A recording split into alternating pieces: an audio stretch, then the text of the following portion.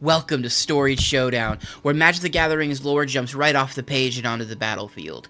Each month, 3 guests and I will pick an official Magic the Gathering story, something published online or even in print, and build a commander deck inspired by that tale.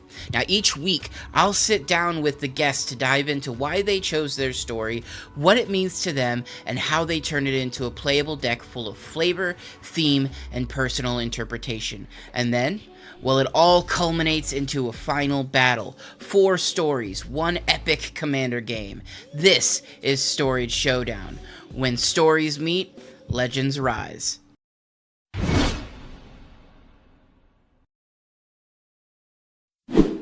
What story did you choose for this challenge? And I would really like to know what drew you to that story specifically. I chose Planeswalker from 1998 by Lynn Abby. I read it in high school.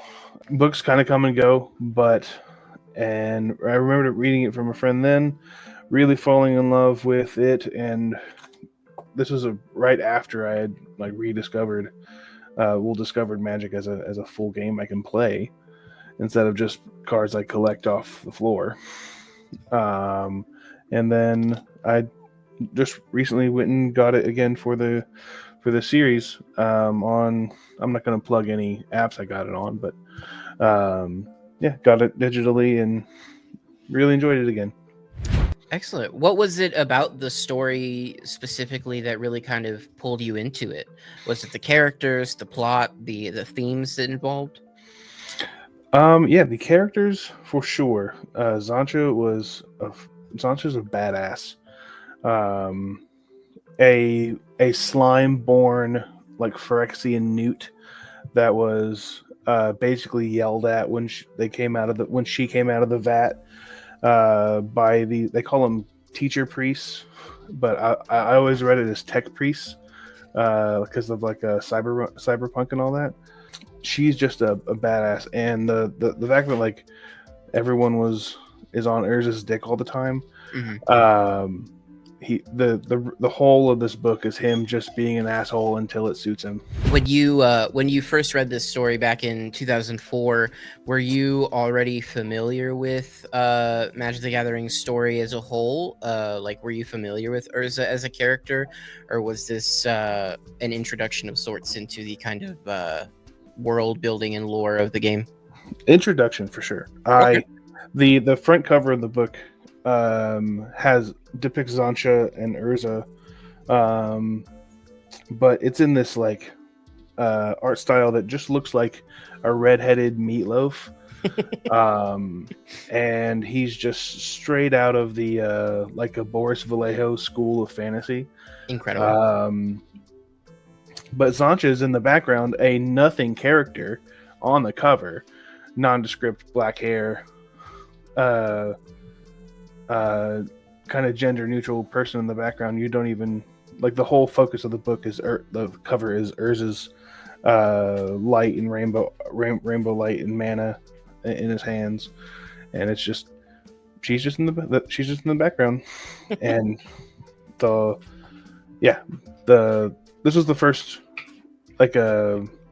besides some magazines that I would buy from or look at while shopping at Sam Goody.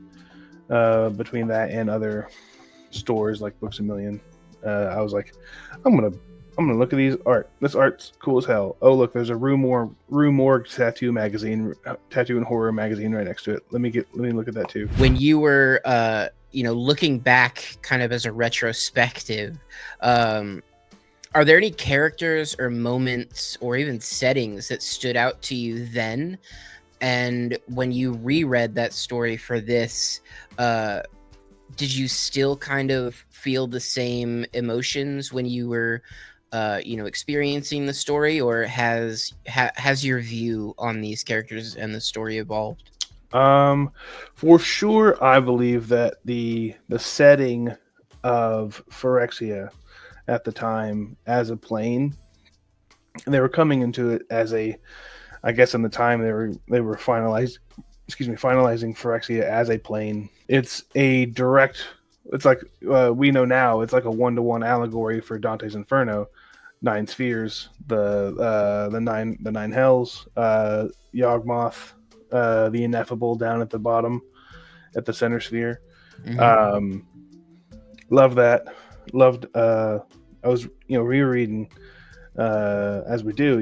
Like everyone's reading Stephen King, a ton of Stephen King, a ton of uh, Bram Stoker, a ton of they're reading they're reading Dante's Inferno in middle school if you're in the cool club. Like if you have the cool friends, you're reading the subversive material already. Like maybe not understanding it, but knowing that it's good to be subversive Sure. and maybe sticking in the theme of the story to be it's always a little bit evil. You get into it and you subvert like everyone else's expectations around you, and you're like, oh well, this is cool because no one likes this, Yeah. and I like it, and I actually do like it. So Well, you kind of touched there a little bit on the overall theme of the story. How would you if you had to, how would you summarize the emotional or the thematic core of this story? Like in your own words. the whole of the story takes the whole of the present day when you're reading the story takes place over 1 year, and then interspersed in that is 3,000 years of history of Xantcha's history, with Gix and Yawgmoth like being born, with Xantcha being born, meeting Gix. The theme of it is her rebelling immediately because she's the first newt born with free will.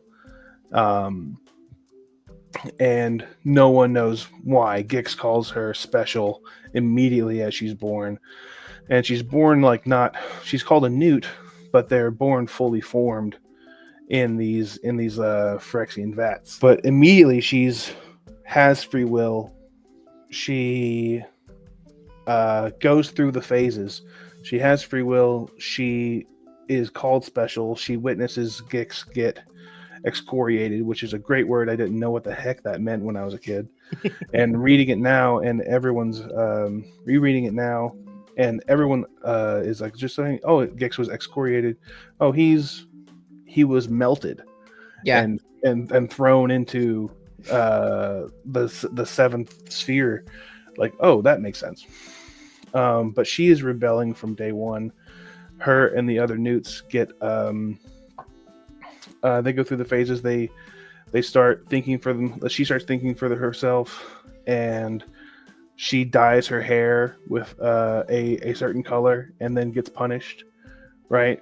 Yeah. She finds a way to be subversive in everything, and like finding even to the point of being made special.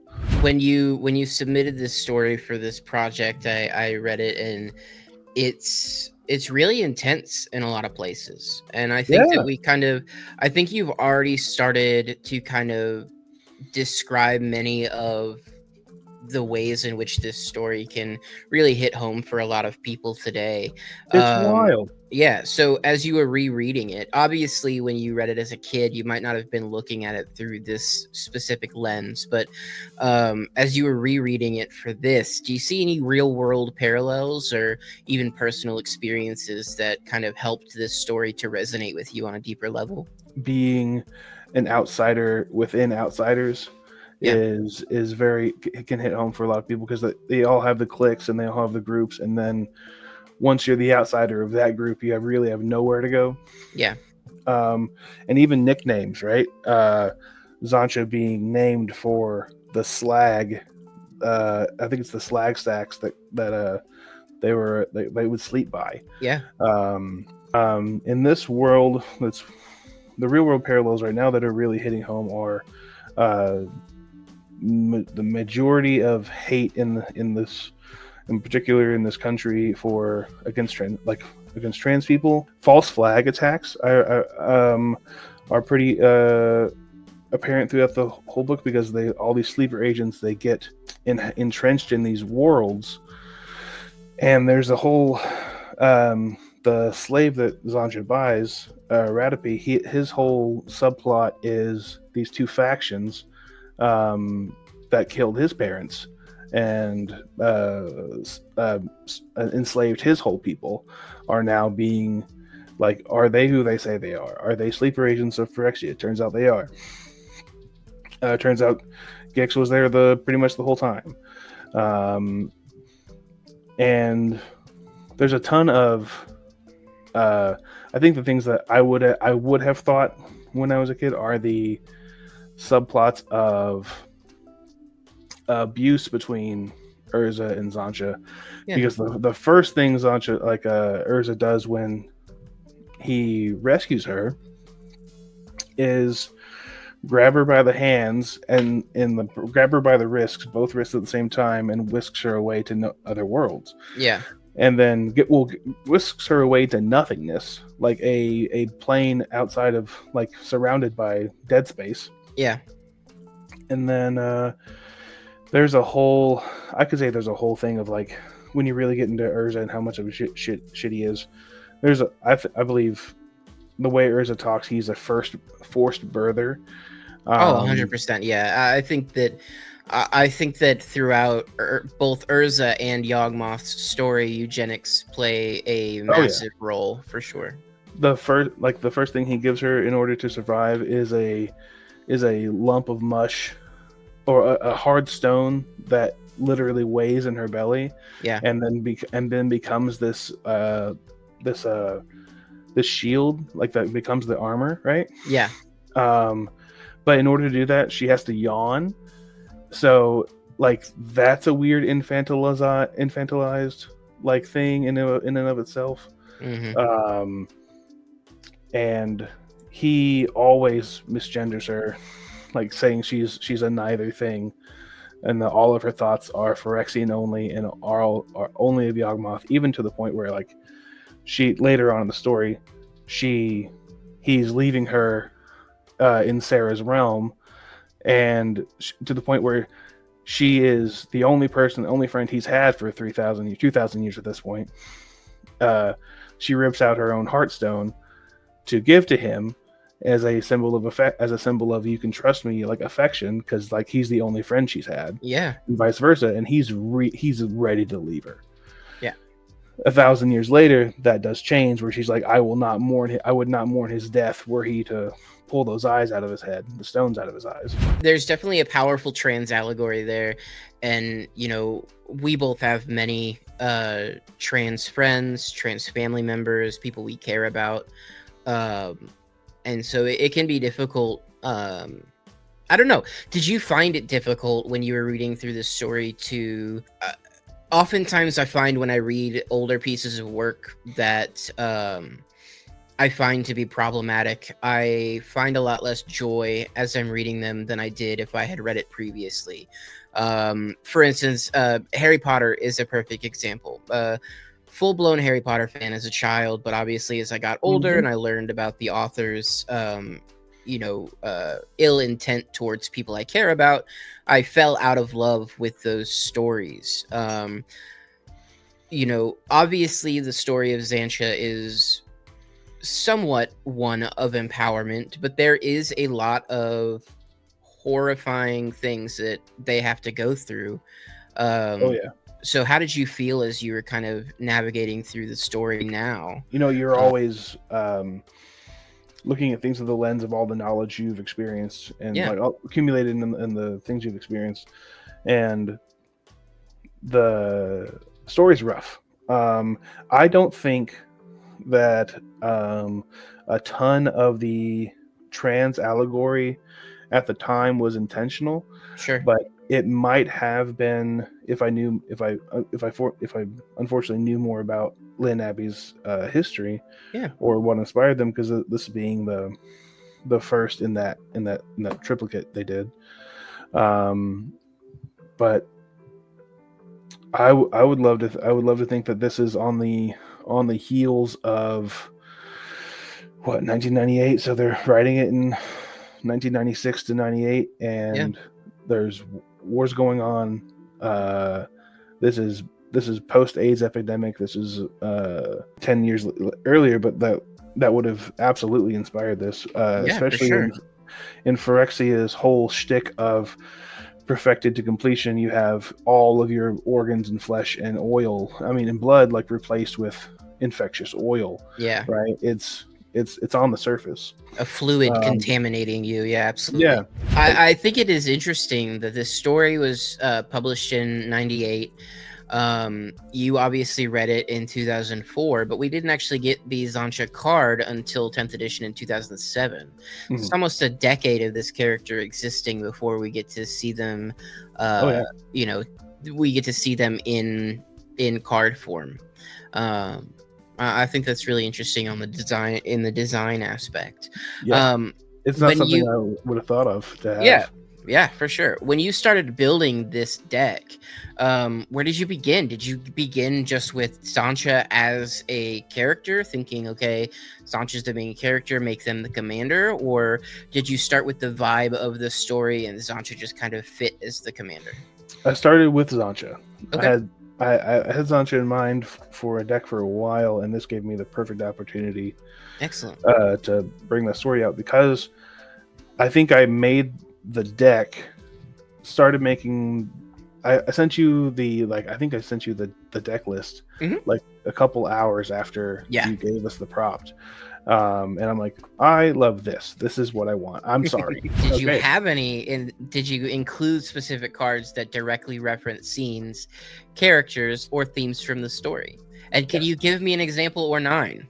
I can give you exactly. I'm not going to give you all 9 of them. That's But fair. I have the list. You have the list, and the ones that I wanted to bring up for sure are Phyrexian Processor. I already did that. Yeah. But Victimize.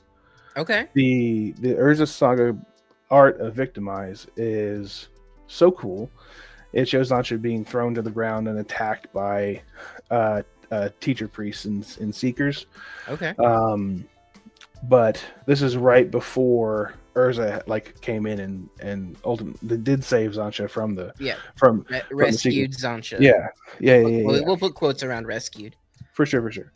But the art's super cool. I love the card Victimize. It's probably in most black decks I have. Yeah. That are creature focused. It's a staple for sure. Another one I wanted to pop up into is Ill-Gotten Gains. It is a sorcery from Conspiracy, but it has Xantcha in the realm of Urza has made his dragon engine, his second prototype dragon engine, and is found. Xantcha's told him how to get to Phyrexia. He flies it in, is attacking. Her only thought is saving her Heartstone. Yeah. So she goes down into the fourth sphere, into the Fane of Flesh, gets her Heartstone and escapes with it. So cool. And again, it's just one of those things of like, oh, I want to bring this up. The dragon engine is described as Urza sitting in between the shoulder blades in a couch. I think they don't mean like a sofa. Yeah. But it's just a couch where something is couched. Yeah. And I'm like, I know when I was a kid, I was like, oh, there's a fucking lazy boy in this dragon engine. Urza just fully reclined. Yeah. Like grandpa style on the back of a robot dragon. Getting his ass whooped. Yeah. The last one I'll bring up is Oppression, which is one of my favorite enchantments from the Urza Saga block. Is the point in the story where Xantcha finds out that Gix is alive. Way more powerful than he was when he was excoriated, and has through Urza's tampering with the king of that realm and whisking him away, Gix has found his way into the place to hit up that second plot of like those two factions at each other's throats. Yeah. But that's him finding Xantcha for the first time, and he says like, "Oh, my special one," and I'm like, "That's gross." Like, I want to bring up touched about earlier, but in the transphobia, I think the trans implications comes from a major scene for me is when Gix finds Xantcha as a newt and makes this he puts the flesh in these vats, Yeah. the newts come out fully formed. They're not like Mhm. the sludge thing. They're fully formed as they are, sexless, genderless, without thought mostly. But Xantcha has thought. And one thing I wanted to bring up is that she never thought of herself as a her Yeah. until Gix, who is a high demon with a pronoun of he, invades her mind, and then like that in that violation, she will be the opposite of him. It's powerful. I love it. Were there any story beats that were that you found hard to translate into deck form? And if so, how did you work around that? Did you just omit those? Did you try to pay a like cheeky little tribute to them in other ways? Or The things that were the things that were in particular hard to work around was like there's not a Ratape card. There's a ton of Mishra and Urza cards, especially down to Mishra's Dragon Engine. yeah, Like Mishra claimed by Gix and like all the whole Brothers War thing, and the Mightstone and Meekstone. yeah, You could put them in the deck, but I mean, the Mightstone and Meekstone would be like white blue identity, I think, because yeah. it transforms and melds into Urza Planeswalker, and I'm like, that's cool and all, but it's not just the POV. No Ratape battle. I mean, no Ratape card, but another great moment is Xantcha's and Ratape's like sacrifice at the end to distract Gix in order for Urza to basically turn him into a small nuclear sun. Yeah. Their sacrifice at the end kind of goes unnoticed. But in the end, like in the story, she said that's enough for her. Is like she had him. It's really interesting that you bring up Mishra and the melding of within Brothers War. I had this thought while you were talking about some of those cards. It's interesting that Mishra's color identity in Brothers War is also red black, the same as Xantcha. I think that I don't know if that was done on purpose, but that is an interesting. Well, 3/4 of the way into the book, it is heavily implied that Xantcha has free will because Gix used Mishra's flesh amongst thousands of even as much as possibly thousands of newts. Like after Ashnod's betrayal, Gix might have had some of that flesh and just thrown it in the vat, and then there it is. And then even weirder, right? Is that there's a whole layer of like, if Xantcha is made with the flesh of Mishra, is that a weird relationship with Urza? Is that a weird relationship with Ratape himself, who is designed to look exactly like Mishra? Yeah, there's a whole layer of things. That's really interesting. I that thought did not occur to me when I was reading the story, but it occurred to me while you were talking. So it's always interesting how these conversations can bring about new concepts from the same.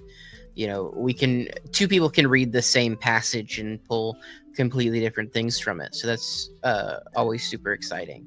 I'll have one more. On this on the translation to deck form. The smokestack. There's a smokestack card.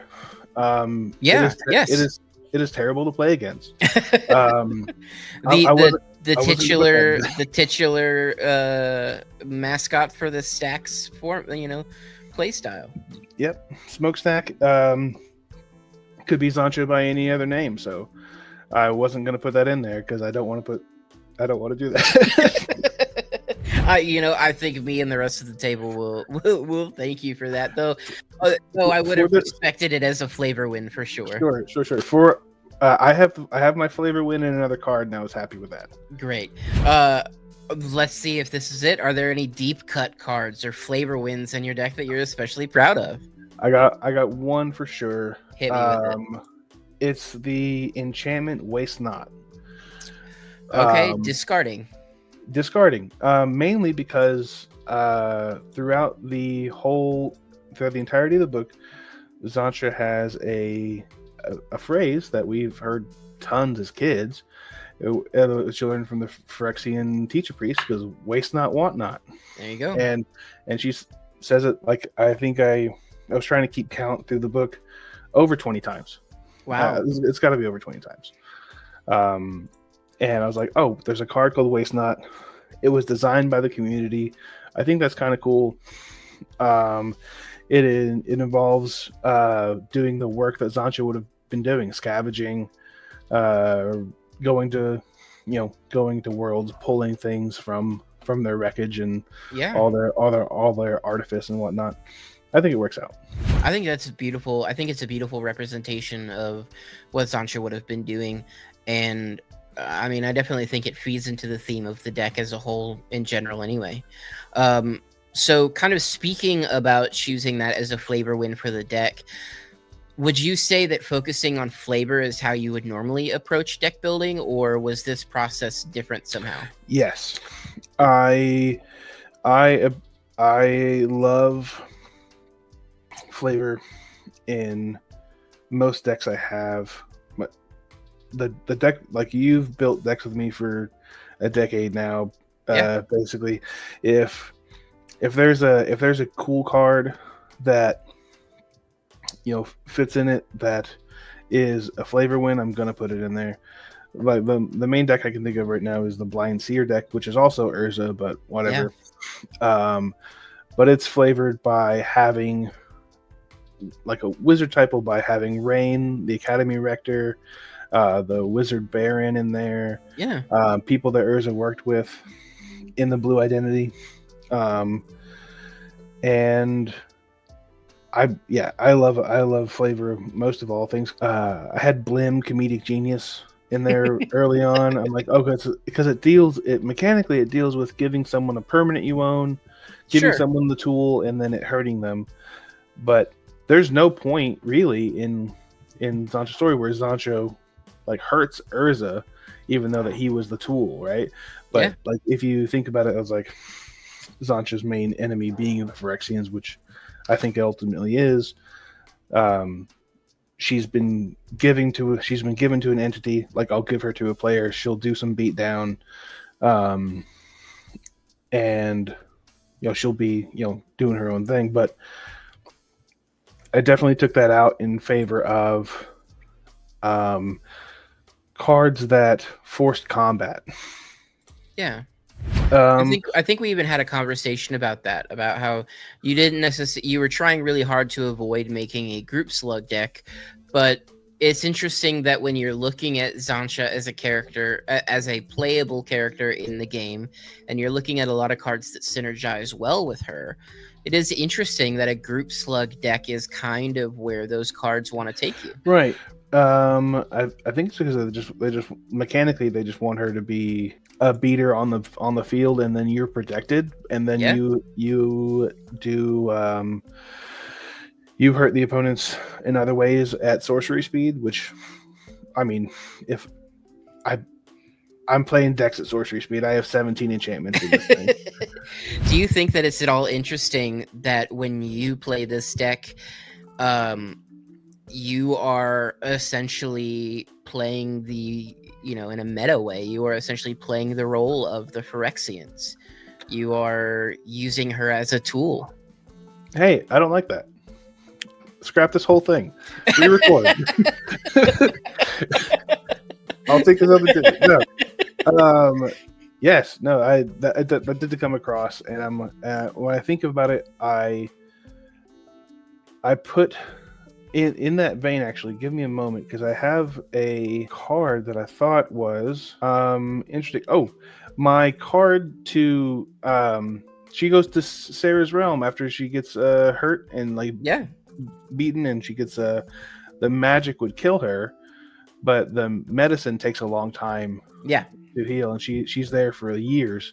One of my favorite cards in the deck is that synergizes well only because it regenerates a creature, is Medicine Bag. And it's on the Xantcha like utility artifacts list, but I immediately clocked it because it's Tony DeLizzy's art. Got it. And I'm like, oh wait, Tony DeLizzy, why is that here? oh, you can tap a colorless, tap this, choose and discard a creature, regenerate target creature. And I'm like, oh, if Xantcha's gonna die on the board, heal her up. Yeah. I think that's cool, and I will take control over her at some point. Put her in an assault suit.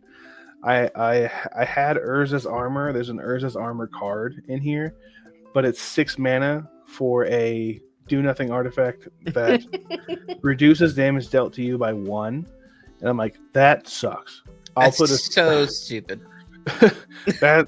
It's wildly bad, but yeah. I mean, flavor wise, it's the deeper flavor cut, but the armor shows it on Urza instead at the end of the book, and I'm like, this is all right. That's fair. But yeah, I mean, I did think about that. I put in Yawgmoth's Will. I put in Kyrix, son of Yawgmoth. Of course. Priest of Gix and Gix himself. Okay. So there is that bit of a theme there of like the Praetors, the Phyrexians are going to be there for sure. Are there any other Magic stories that you'd like to turn into a deck someday? Yeah. Yeah. Can you give me? We're running low on time. Give me 2 of them. After my first introduction to Magic novel, like the first books I bought for myself were the Lorwyn block. Okay. Yeah. Lorwyn, Eventide, Shadowmoor, Morningtide, all those. Mm-hmm. I had all 4 of them, and if they're not coming out with Lorwyn again, in 2026, right? But that was a favorite set of mine because of the art. Reminded me of so much of art I loved when I was a kid. Brian Froud and Arthur Rackham mainly, but I just loved all of the art of that set, and the story of it was super cool. And getting out to see all the elves and fairies and Kithkins and Merfolk's not so much, but whatever. It's a lovely set in general. Yeah, the art direction of that is where my heart is, of like cozy Shire beautifulness. Oh yeah. And a friend of ours, Jules, they recorded the Ukvenbach story. Yes, yeah. I mean to me that's as much canon as anything. Absolutely, and for those watching, you can find that on the Mana Critics channel. I have an Ukvenbach. Let me pull out all the skeletons I own. Yeah, which undoubtedly you own many. Less than I thought. Oh, okay. Then yeah, I would be disappointed in the number for sure. I out of everyone I know, I would have expected you to have the most skeleton cards. I have a good amount. I haven't gone. I have my flats, my 2 flats right here. Yeah. And I went through about half of 1 flat, so okay. I got a flat and a half to go through again, and we'll see. Yeah. But I got some good lords. Excellent. Well, I want to thank you for taking the time to have this interview. I'm really looking forward to the game. I'm really looking forward to seeing how this deck performs with all of the other ones. Honestly, I'm just really looking forward to kind of seeing how all of these stories interact with each other. But I did just want to leave you with one question, and then I'm just gonna kind of let you take the reins here, and we'll end after you're done answering it. But what do you hope people take away from this episode about your story specifically, your deck, or even just the process of connecting lore in gameplay? Trans rights or human rights, and you have to. I've got a little quote right here. I'm gonna be off this. Do it. Off the thing a little bit. This is towards the middle of the book. I pulled out this quote for this. Is like, Xantcha was surprised, astonished beyond all the words and all the languages she knew to discover that being in love had nothing to do with being born.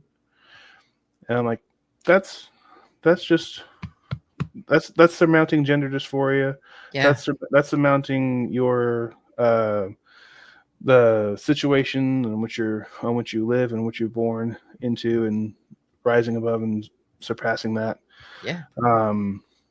I would love everyone to come away. I think most of us are on the chain of this, of like Urza just being a terrible person. Absolutely terrible person. If that can be the end. The last. Let me pull up my book here real quick. The last words of the novel. I'll say the last four of the first four spoken, the last spoken parts of the novel as well. Um, uh, this is a little long, but it's four sentences.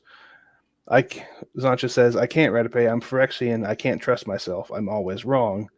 To which Radipe responds, "I'm not. And I'm never wrong about you. Meet me in the light, Xantcha. We're going to end the war."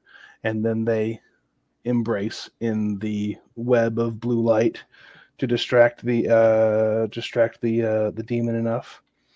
And then the very next thing Urza says is like not even joyously or in sorry. The next thing Urza says after he wins is Xantcha with no emotion. It says Xantcha he called because he'd been without his brother before. Because he had not been without Xantcha before in this form of his. Yeah. But the last things are Xantcha, and then the last thing he says out loud is not yet, because he has her heart and nothing else left of her. And I'm like, that's gross. And then he uses it to make Karn. So there we are with that. That's Trans rights or human rights. Urza's a bad person. Donate to trans charities, and most importantly, get involved with your community. Involve yourself in mutual aid if you can, if you have the ability. If that is just checking on your friends, if that is just taking care of yourself, even. We're all going through it, and some way more than others, and some are being actively attacked in this moment. So get with your community and love yourself and love each other, because we're all we got. Well, that's it for the final interview of this month's Storied Showdown. I hope that you loved our conversation about Xantcha's backstory, the Planeswalker Anthology, and the importance of protecting the ones we care about. If you liked Oz, you can find them on BlueSky. They make almost daily posts discussing pre-Magic the Gathering art, the art that got them into the game, as well as cards that are coming out every day with new sets. And as always, thank you so much for watching, and I'll see you next week.